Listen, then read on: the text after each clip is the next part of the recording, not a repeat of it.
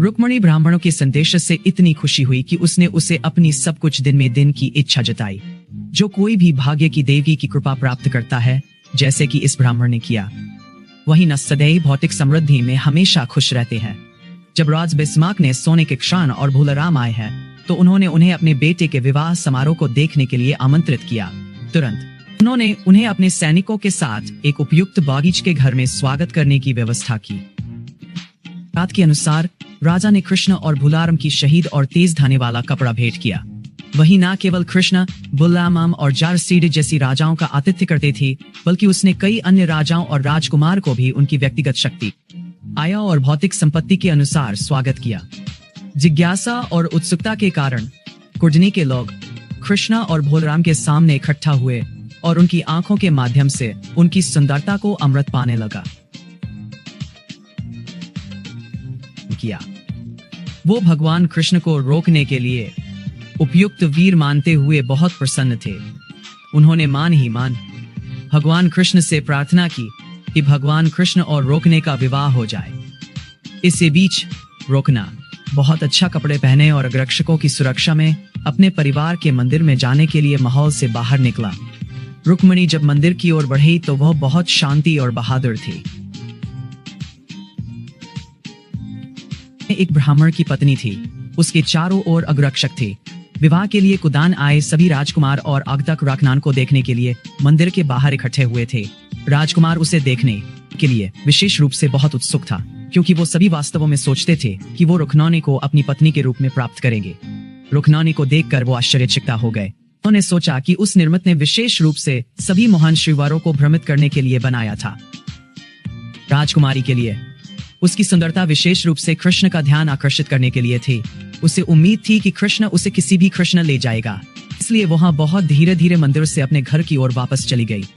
वहां एकत्रित हुए महान श्रीवार राजकुमार रुक्मणी की सुंदरता से इतनी अभिभूत थी कि वो अपनी घोड़ी और हाथियों से लगभग बेहोश हो गए। हालांकि रुक्मणी देवी की उनमें से किसी में भी कोई दिलचस्प नहीं थी कि कृष्ण आएगा और उसे ले जाएगा। जैसे ही वो अपने बाएं हाथ की उंगली पर आभूषण को ठीक कर रही थी, उसने राजकुमारी पर नजर डाला और अचानक पिया कि कृष्ण उनके बीच मौजूद थे। वही कृष्ण अन्य राजकुमारी के बारे में चिंतित नहीं थे।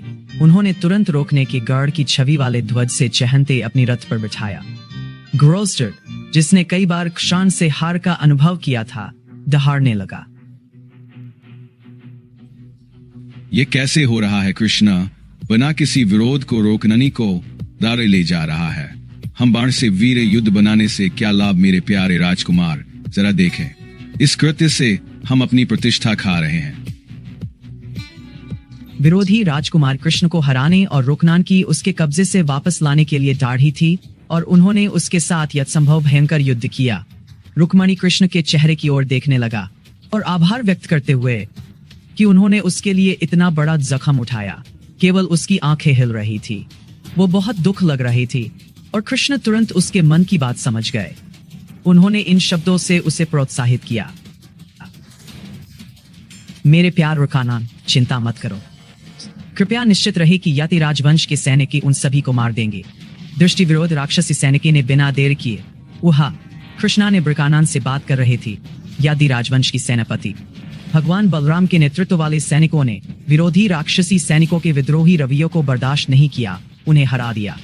जब ज्योतिषी के नेतृत्व वाले दुश्मन ने पाया वही कि वो धीरे धीरे कृष्ण के सैनिकों से हार रही थी, तो उन्होंने हार की जख्म उठाना न समझी।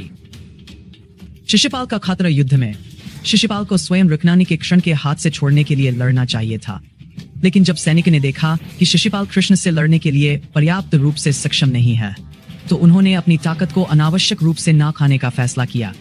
इसलिए उन्होंने लड़ाई बंद कर दी और तातर बातर हो गए।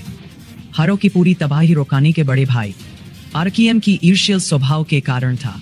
रुकन अभी भी भगवान कृष्ण से युद्ध करना चाहता था, लेकिन भगवान कृष्ण ने उसे हरा दिया। इसके बाद भगवान कृष्ण और रुक्मणी भगवान बलराम के साथ वर्ग पहुंचे, जहां एक भव्य विवाह समारोह हुआ। रुक्मणी देवी का परिवार, पड़ाव, अन्य मंत्री राजाओं और द्वारका के नागरिकों ने बहुत खुशी के साथ इसका आनंद लिया। भव्य विवाह। भगवान कृष्ण और रुकन देवी के विवाह के बारे में अधिक विस्तृत जानकारी के लिए कृपया संस्को में अनुवादित कृष्ण पुस्तक पढ़िए। भगवान कृष्ण के बारे में और भी बेहतरीन कहानियों के लिए कृपया इस चैनल को सब्सक्राइब करना ना भूलें। जो है, भगवान कृष्ण के बारे में ये बेहतरीन कहानियां सुनने से आपको बहुत आशीर्वाद मिलेगी। हरारो कृष्ण।